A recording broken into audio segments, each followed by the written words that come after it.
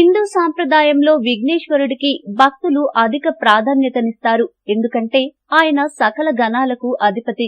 ఏ పనైనా విఘ్నం లేకుండా ముందుకు సాగాలంటే మొదటగా ఆయన్ని ప్రార్థిస్తారు.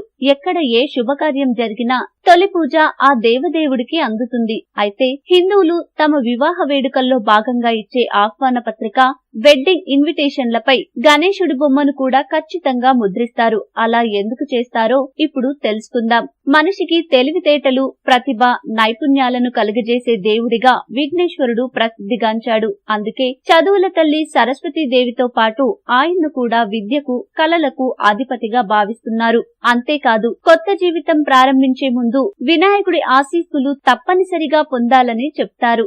చిన్నదైనా పెద్దదైనా ప్రతి విషయం పట్ల సూక్ష్మ దృష్టిని, విశ్లేషణాత్మక శక్తిని కలిగి ఉండాలని వినాయకుడికి ఉండే చిన్నపాటి కళ్ళు చెప్తాయి. సృష్టిలో జీవించే ప్రతి ప్రాణిని సమదృష్టితో చూడాలని, అందరికీ సమన్యాయం ఉండాలని వినాయకుడికి ఉండే తొండం సూచిస్తుంది. వినాయకుడికి ఉండే 2 దంతాల్లో ఒకటి చిన్నదిగా, మరొకటి పెద్దదిగా ఉంటుంది కదా. అయితే పెద్దగా ఉన్న దంతం నమ్మకాన్ని సూచిస్తే, చిన్నగా ఉన్న దంతం ప్రతిభను, నైపుణ్యాన్ని, తెలివితేటలను సూచిస్తుంది. అన్ని విఘ్నాలను తొలగించే దేవుడిగా విఘ్నేశ్వరుడికి పేరుందని చెప్పాం కదా. అవును, అందుకే ఎవరి జీవితంలోనైనా జరిగే కేవలం ఒకే ఒక్క అతిపెద్ద పండుగైన వివాహానికి ఎటువంటి ఆటంకాలు, అడ్డంకులు కలగకూడదనే నమ్మకంతో వివాహ ఆహ్వాన పత్రాలపై ఆయన బొమ్మను ముద్రిస్తారు.